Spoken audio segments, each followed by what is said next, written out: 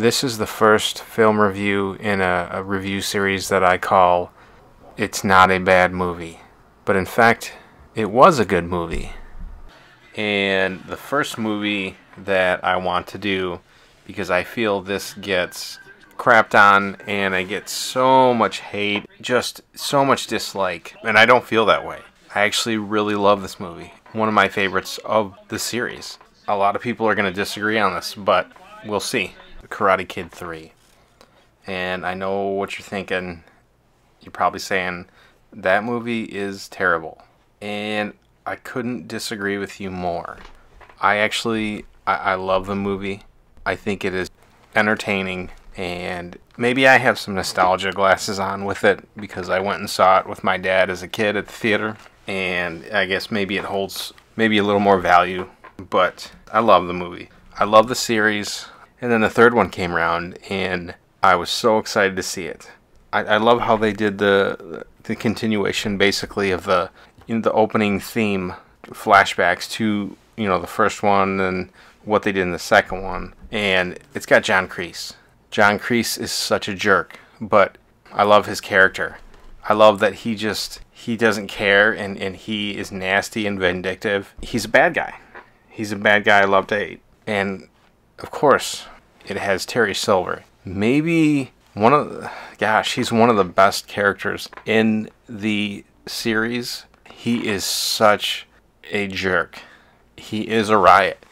Everything about him, every single appearance he has on camera is magic. The guy is just captivating. Every scene he's in, he's so over the top and just nasty, and he wants to get back for John, even though that didn't really have anything to do with him.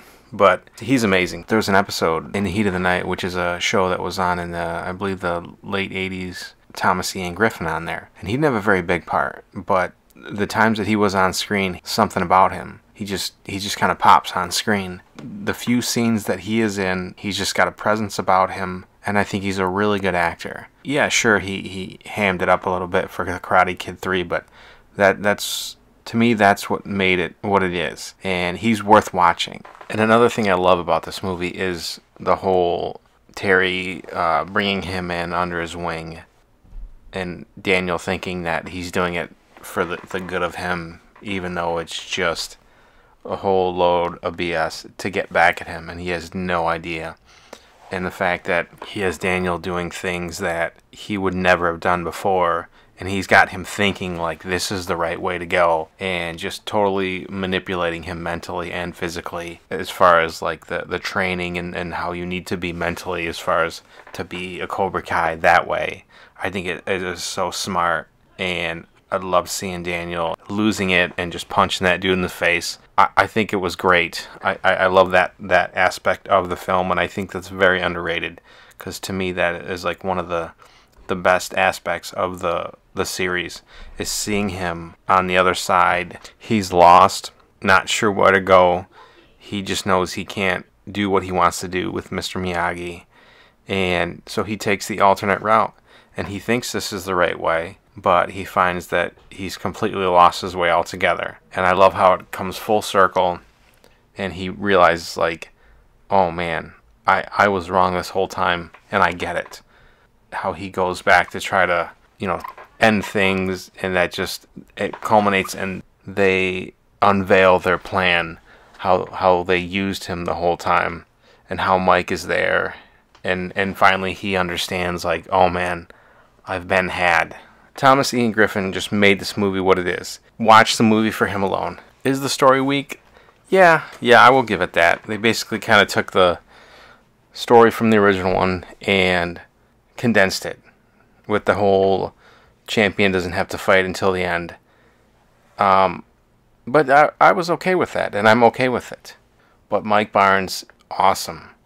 He's like Johnny and Chosen combined, more angry, and just wants to create chaos and kill Daniel. He wants to just tear him apart. He doesn't even know the kid, but because he's got a deal involved, he wants to just go at him and just rip him emotionally and physically apart. And he's such an awesome character. He's so over the top. And the ending scene with him, That's one of my favorites because he loses his mind and he just goes off the rails at Daniel, and it's awesome. To me, I think it's a great film.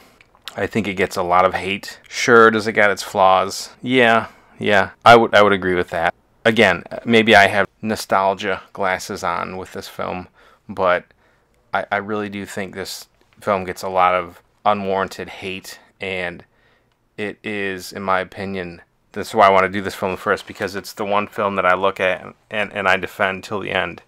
I love the characters in it. Love this film to death. Possibly am I on the outer end of this with liking it? I could be, but again, it's such a fun film. It's actually, of all the films in the Karate Kid realm, it's the one that I watch the most. It goes quick and it's entertaining as hell. And I would definitely recommend it. If you haven't seen it, give it a shot. And if you have seen it, give it a shot again, just with maybe a different take on it.